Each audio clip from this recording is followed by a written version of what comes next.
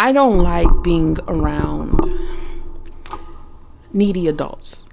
I don't want to feel like I have to parent other adults either. I've been taking care of everybody my whole life, so why do I have to keep doing it now?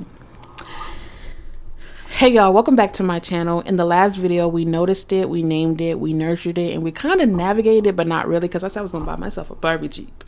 But we cannot just leave it there. Today we're going to fully navigate it out. Navigation can be weird, and it can be terrifying for a lot of us, because when you're used to surviving, you don't really know how to navigate from any other lens other than survival. We are going to try to break down what navigation looks like. So navigation is basically like redefining our own safety terms. When you grow up in a very traumatic or chaotic situation, for myself, it was being homeless and really struggling with myself, struggling to feel enough, struggling to feel loved. Your brain links safety with invisibility. A lot of times in those hotel rooms, I felt like if I disappeared, then I wouldn't be taking up too much space. So I disappeared in my own mind a lot of the times. And me disappearing was like me holding I don't want to say I was holding my breath, but it felt like holding your breath, waiting for the other shoe to drop. But now we are adults, so we have the power to create our own environments.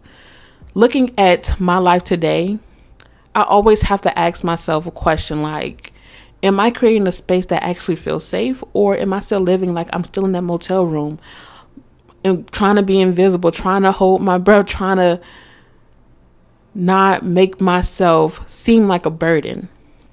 Navigating means intentionally building a peaceful home, a beautiful income space, a life where you are not walking on any of those eggshells anymore. Trading survival skills for life skills is the thing that kept us alive as children. Being hypervigilant, reading rooms before we ever got to even be present in the room, and never asking for help, overworking and overachieving will actually kill our peace as adults. I have to thank those survival moments a lot of the time because it got me this far. And I'm honestly grateful for everything that has happened in my life, even if it's not so favorable. But those moments made me who I am. Those moments led me down so many different roads. And sometimes those roads was not nice, but I still survived. I still did what I needed at the time. With the knowledge that I had, I still made the best out of every situation. But those survival skills, we are laying them down now because they don't serve us any purpose anymore. I've been living on my own since I was 22 and living really comfortably, very thriving in my energy a lot since maybe 24. And survival doesn't fit that narrative or fits the narrative of my life now. When someone is upset around me, I used to feel like I needed to fix it so the environment stays safe. Navigating means pausing, breathing, and saying that their energy is not mine. I am safe. I don't have to fix theirs to survive anymore. Setting boundaries without feeling like that guilt around it, for a lot of us growing up, felt like a very sinful act. We're taught that saying no to family, friends, partners means we're being mean, we're being selfish, we're abandoning our community. But boundaries aren't a wall to keep people out. They're a fence to keep your peace in. If you felt like a burden as a child, you will naturally let people walk all over you as an adult, just to prove that you are useful, just to prove that you're not a burden, just to prove that you are enough. Navigating means practicing that no as a complete sentence and realizing if someone gets mad at the boundary that you set, they were benefiting from you not having one. Stepping into who you're becoming, You can't navigate to a new destination if you keep looking in the rearview mirror.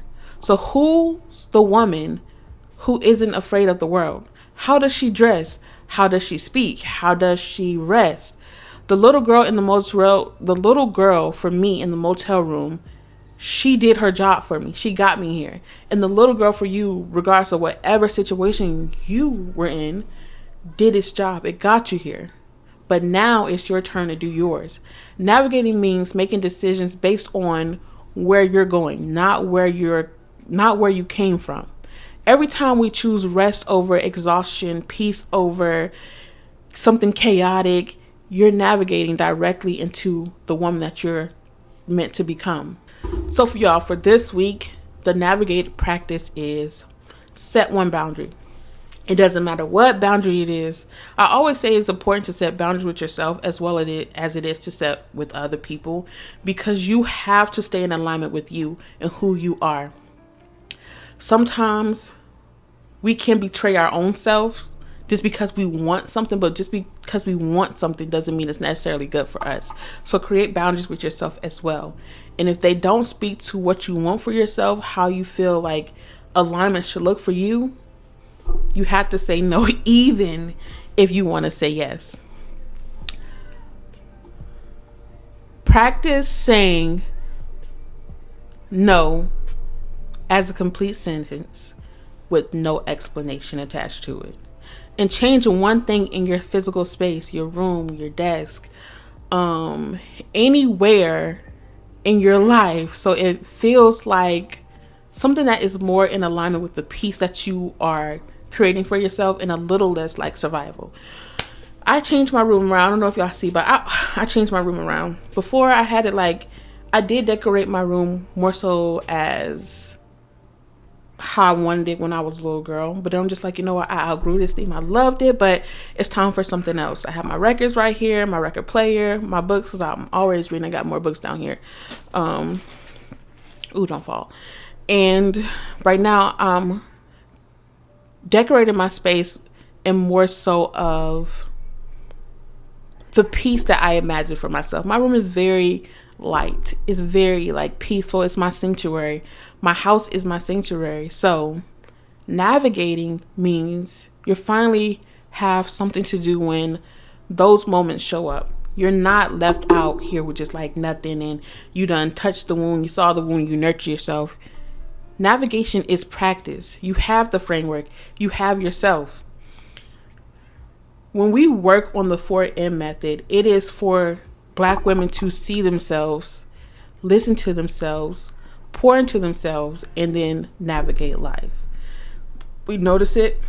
We notice how we feel in the body, where tension lies, where discomfort lies, where those little knots in your stomach come from. We notice it. Even in situations where you feel like you get in a situation, you automatically feel anxiety. You notice it.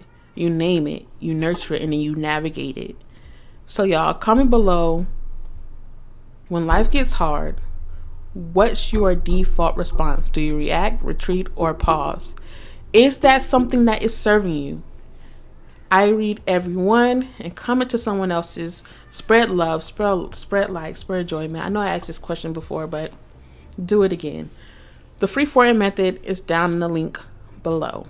Down in the description below. Down there.